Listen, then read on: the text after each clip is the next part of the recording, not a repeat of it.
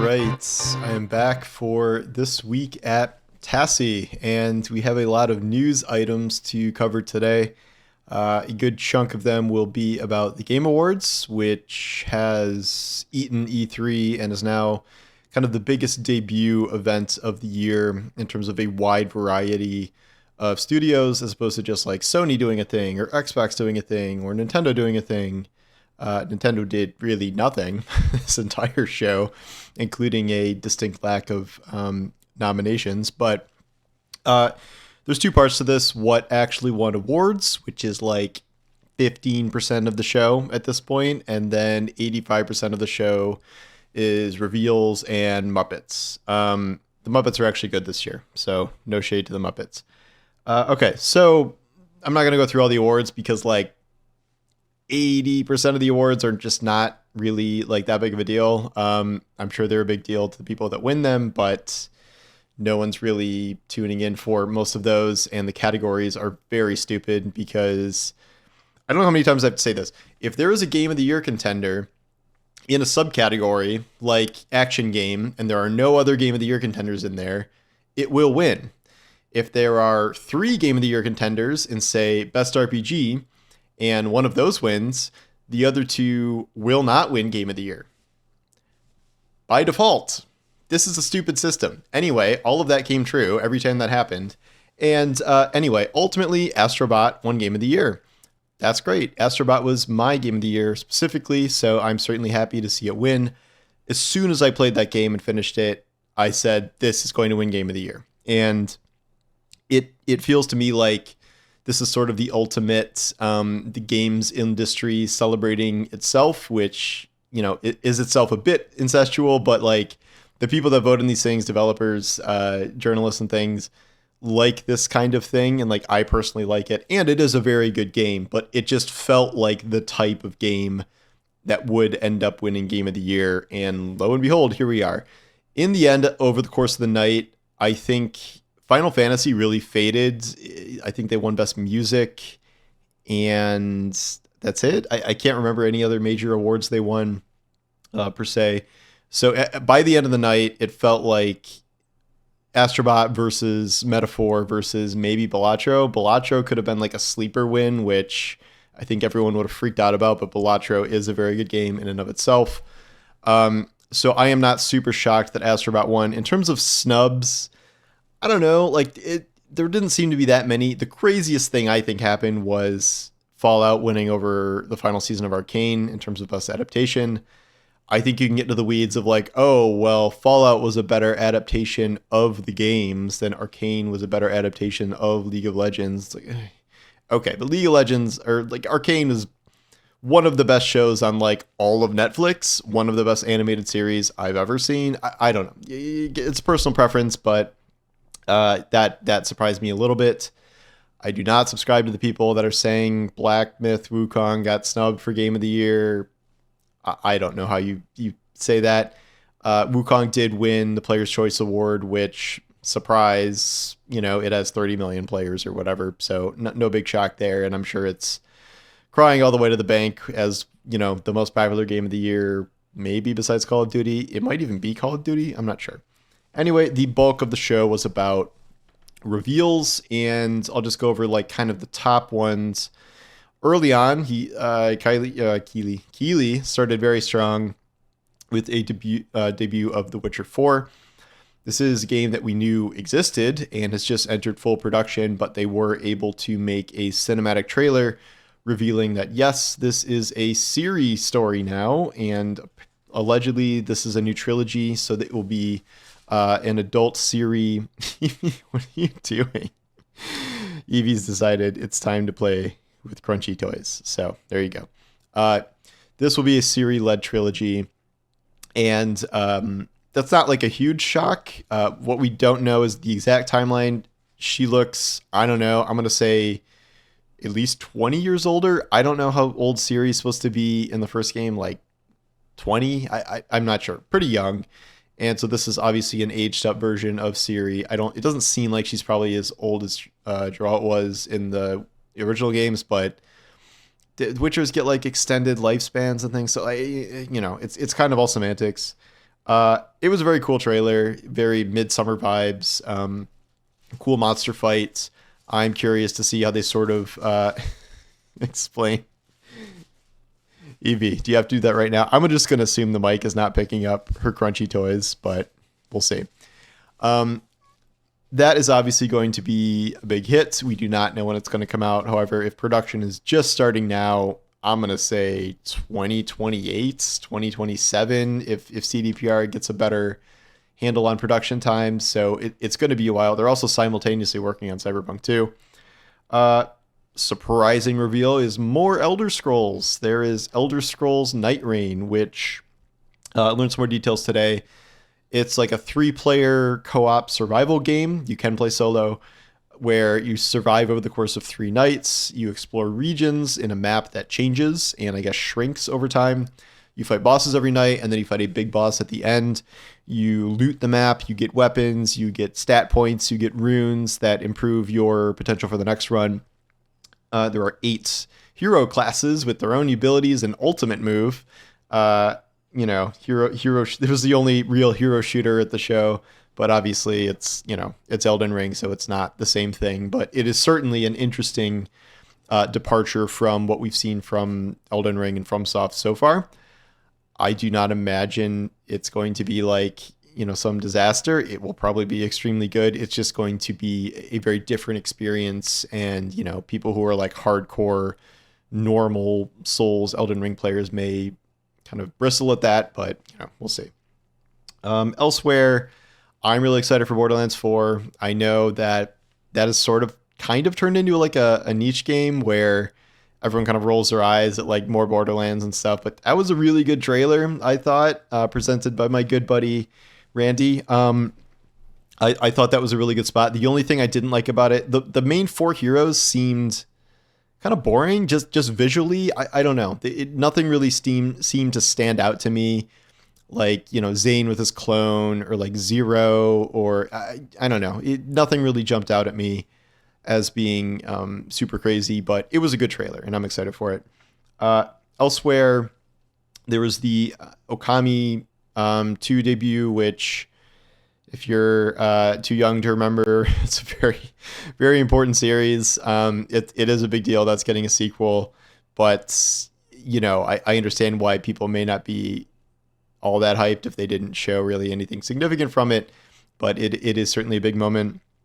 The closer of the show was the reveal of Naughty Dog's new game, which has been rumored as a sci-fi game for quite some time now. It is their first new IP since The Last of Us, which, you may not believe this, debuted in 2013.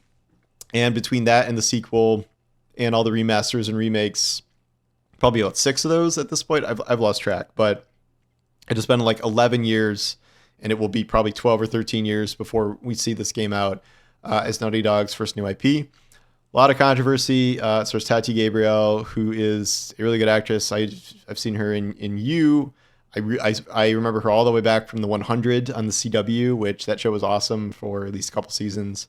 And then she was in the Uncharted movie, and then she's also in The Last of Us season 2 playing Nora, a very important role. So she's really hooked into Naughty Dog. Kumail Nanjiani was in it, as we saw. People were trying to tell me that was Sigourney Weaver with the eye patch. It's not. It's Haley Gross, who's an actor and co-writer of The Last of Us Part 2. So that's interesting.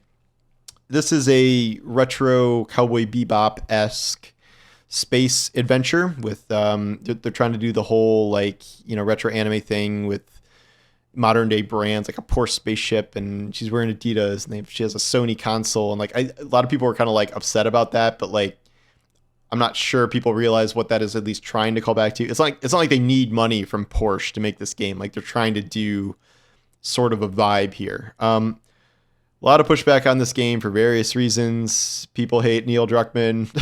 Some people are, have Naughty Dog fatigue.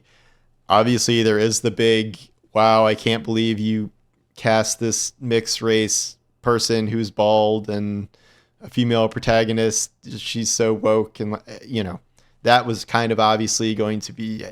I really hate viewing things through this mind poison lens of as soon as I saw her, I'm like, Oh god, this is gonna be a thing, isn't it? When like I wish I could just like enjoy these things at baseline. I think it looks cool. I don't think we have enough information to fully judge it. We have the information that Naughty Dog essentially does not make bad games, so I'm assuming this is going to be really good. What we don't have is a release date or year, so late 2026, 2027 is probably the only reasonable thing to expect here. Certainly not next year.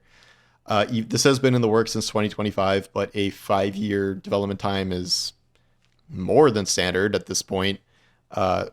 And Naughty Dog, yeah, 6-7 years, not impossible, certainly. So yeah, it was a good show. Outside of all the game stuff, that segment Jeff did with Amir, the guy who finds people jobs who've been laid off, that was really good. I know, I mean, you could view that as Jeff pandering to like, oh, the people who are mad. I think that was a genuinely good job of addressing the issue of like him sort of glossing over all the industry layoffs. I really do think he went out of his way to design a segment like that. And Amir was fucking awesome. That guy rules. He was so charming and heartfelt, and I really enjoyed that segment. So good show overall. It lagged in the middle for sure, but like it's it's a 3-hour show. It's not going to be 100% amazing, but that was certainly one of the better shows I've seen, both in terms of presentation and reveals. Moving on, a couple more things here. I'm just going to briefly recap the Bungie drama from this week because I did do a whole video about this yesterday, but more fun things coming out of Bungie. Fired Marathon game director Chris Barrett is suing Bungie after being fired. He says he is owed $45 million from his retention agreement, which he thinks Bungie is trying to wriggle out of by firing him, quote, for cause. As a refresher, 8 women talked to people at Bungie and said that he behaved inappropriately with them, including talking about like their looks and saying he wanted to play Truth or Dare and saying he could like get them jobs or whatever. He pushes back against that and saying he's like not this, predatory person they paint him as, and that was just an excuse to get out of paying him this money. He is suing for the $45 million, I think an extra $45 million for something, and then $100 million in defamatory damages because he's saying this essentially ruined his reputation indefinitely. He also goes to detail like a bunch of other different, behavior among Bungie executives and employees that is certainly awful, which if true would, sharing explicit photos. There's some quote about like a woman's place is barefoot and in the kitchen or pregnant and in the kitchen. I don't know, something. It's terrible. His stuff is probably the worst accusations I've seen leveled at people at Bungie, including his own stuff from the Bloomberg report. I think his goal is to try to say like, there's all this worse stuff going on among other people and they're not paying for it. But like what I said yesterday is like this, 2 things can be true. He made those women feel uncomfortable, but also Bungie does not mind getting out of paying him $45 million. So who knows? We'll see where that goes. The second thing was the fired chief legal counsel, general counsel of Bungie, Don McGowan, talking about how Bungie hires fans because they can pay them less money than normal developers. And they know that. This is not the most unusual thing. This happens, but it's being talked about publicly with Don and, Bungie here. So that's not great. I would argue a bigger reveal is that Don said at the height of his, time there, Bungie had 1,600 employees. And essentially all of them were working on Destiny at that point. Now, between layoffs and just straight up people leaving, I don't think people understand how many people have just left Bungie at this point, in addition to the layoffs. There are 850 full-time employees working on Destiny and Marathon. So the Destiny team has shrunk by what? I don't know, 2/3, something like that. I mean, granted, some of those 1,600 were doing incubation stuff, but like, they've shrunk by a lot, cut in half, whatever you want to say. It's a ton. And then some of those got siphoned over to Sony, but still, that's not great. So that's what's going on with Bungie. Just a brief note on the passing of the beloved Suicide Squad, Kill the Justice League, my game that I was the last one covering in the industry, I'm pretty sure. And even I gave up at season 2. We have now hit season 4. At long last, they have introduced Deathstroke, the one character that people were actually eager to see from the seasons, because different Joker, Mrs. Freeze, and Zoe Lawton were not exactly draws. Deathstroke is a very cool character, is a draw, probably could have been a part of the original crew. He launched and the game announced that it's over. I don't think this was officially announced before this, but it is fully dead. Not a big surprise there. It outlasted a lot of things. It outlasted Concord, but obviously it is still a massive failure. Lost $200 million. I'm curious about how the whole like canon aspects of this works out. There was supposed to be more Justice League members coming back, because the whole, like, if you missed this, like, the whole thing is like the Justice League isn't really dead and they were clones that they killed and blah blah blah. Batman was supposed to come back at some point. I thought it was this season, but it may be something they never actually get to. Allegedly, they're making a new Arkham game, maybe, but if they do, I just wonder if they're going to be like, oh, Suicide Squad, well, that was an Elseworld, so anyway, picking up where we left off. We don't know that. I don't know. This was a very weird saga. I covered it for as long as I could, but when a game has 300 concurrent players a day, the time you devote to coverage of it is not really, worth your while when you have limited time. Suicide Squad, you tried. You were never a good idea. I'm sorry. I appreciate Rocksteady still pumping out all these updates. Like, they said they delivered what they said they were going to deliver, and like, even if no one was playing it, they still did it. So, props for that. Finally, just what I'm playing. I am playing nothing but Path of Exile. I am 55 hours into the game. I am pretty close to beating Act 3 on Cruel. The game like stops at Act 3. I think there's supposed to be 6 acts, but because this is early access, there's only 3, and then you can play them again at harder difficulty. I'll put harder in quotes, because the way the game's damage scales is like, the more your build ramps up, it can get very easy. So this playthrough on Cruel has been way easier than my initial playthrough, because my build is like fully rolling. I'm a ranger. I'm doing lightning shit. Like, I'm wiping out most things. I'm kind of squishy, but if you kill a boss before they can do 3 moves, it doesn't matter if you're squishy. So that is what I am wholly focused on here. I don't know if I'll roll a second character. That seems like a lot of work, and I don't know, melee characters, which I would probably switch to, don't seem like they're in the best state. I'll probably just take my ranger as far as I can go into the end game, and I'm sure I'll taper off at some point, but have had a really good time with it. I'll probably do another video now that I'm deeper into it, but that is essentially all my game time. I'll probably swing back to Marvel Rivals a little bit, and then I do want to play Indiana Jones at some point, but that is probably not going to be until next year, just based on how my schedule seems to be working out and the holidays coming up. But really, really enjoying Path of Exile. I have a couple friends playing. It's fun to, commiserate with them about everything, and, give updates on gear and things. And I am really enjoying it, and I think they've done a good job. I will say that I feel like they're hiding behind the early access badge a little bit, where like everyone's like, oh, this thing's totally broken. Like, this thing, they nerfed this build so you can't even use a character anymore. It's early access. Like, you're paying for a game. It's dozens of hours of people's time. Like, there's only so they were running ads for it in the Game Awards. Like, it's a game that's out. I get that they want to call it early access, but you gotta recognize that you are essentially a released game at this point, even if your campaign or whatever is not finished. So just keep that in mind when you're breaking people's characters and not giving them respects. So anyway, that is the news of the week, or at least a couple of the big stories. Let me know what your game of the year was in the comments, and I will talk to you guys next week. Thanks for watching.